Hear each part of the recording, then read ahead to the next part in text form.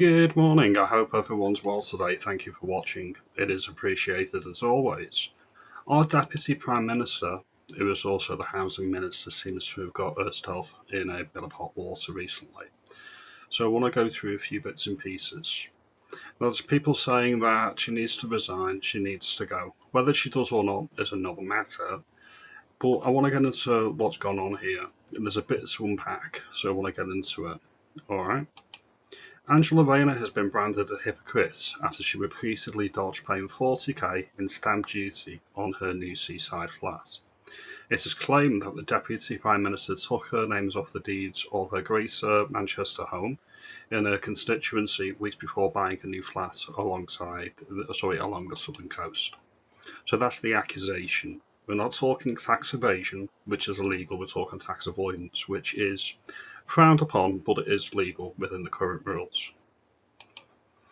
She owns 3 separate homes, which some critics have branded her a hypocrite. Miss Rayner bought the luxury 3-bedroom flat near Brighton, despite owning a home in Ashton-under-Lyne and a Grace and Favour home in a ministerial apartment in Westminster. That's in Admiralty House, and I believe she's in Churchill's old stomping grounds in Admiralty House.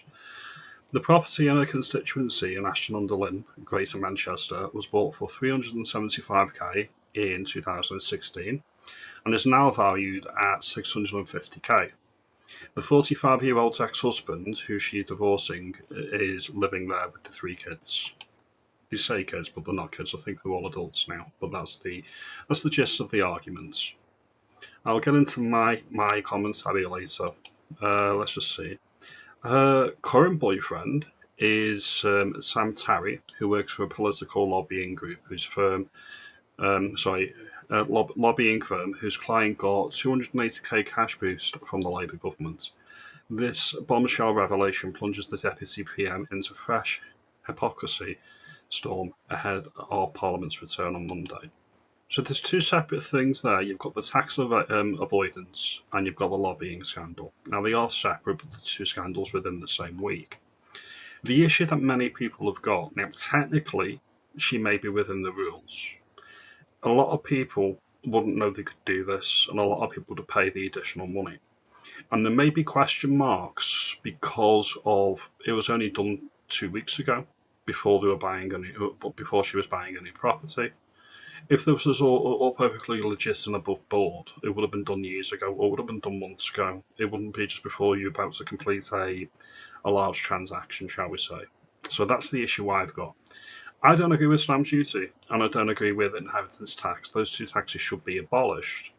However, if something's legal, the minister should be looking and asking themselves how will it look, because a lot of people may not understand the nuance and they'll jump to the conclusions. And this is the thing, you need to think to yourself, and I think this is in the ministerial green book for the Commons as well. You need to think how it would look if it went public. Would you be comfortable with this information being in the public domain? And if they're not, then they shouldn't be doing it. Essentially, that's what they're told. Now, if you look, and we continue with the story here, so we'll go on to this now. The Telegraph complains by removing her name from the Greater Manchester property, she becomes exempt from forking out an eye-watering $70,000 in stamp duty on what would be a second home. It is understood that the Labour politician instead coughed up the much lower rate of $30,000. So there you have it, and that's the particular issue that we've got. Our Prime Minister's deputy thinks that certain taxes can be avoided. Not evaded, but avoided. Me and you may look at this and think, it's nice work if you can get it.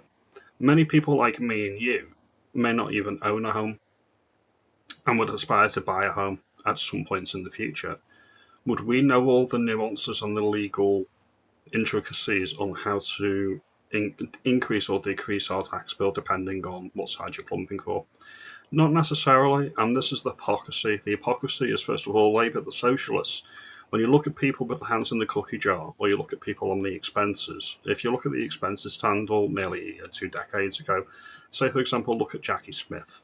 Okay, she's a minister, she's also a peer, she's in the House of Lords, she's a peer, and she's also, I think she's Minister for Skills in the current government, alright? Jackie Smith, who misused public purse for her own home, and her husband used the expenses to rent porn, Keir Starmer says that everyone deserves a fair crack at the whip. Now, Jackie Smith, as I say, her husband at the time, was using her expenses account to order pornography. I'm not here to shame or praise people for using or not using porn. What I'm saying is that the Labour ministers in government and Labour MPs, when they lambast the Tories or the other side for misusing public funds, cronyism, or skirting tax obligations, shall we say, I'm calling bullshit on that because they're much, much worse. So, socialists tend to be worse. It's taxes for thee, not for me. That's the usual mantra. Do you think Angela Rayner should resign over this?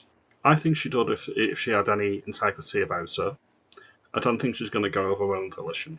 That's just my view on the matter.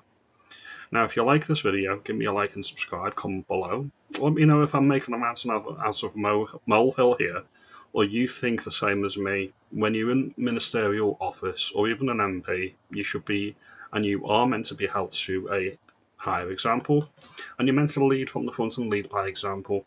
Now, the example that Angela Rayner is setting is, don't pay taxes if you don't need to. That doesn't sit well with me, especially when they are increasing the tax burden on the general population.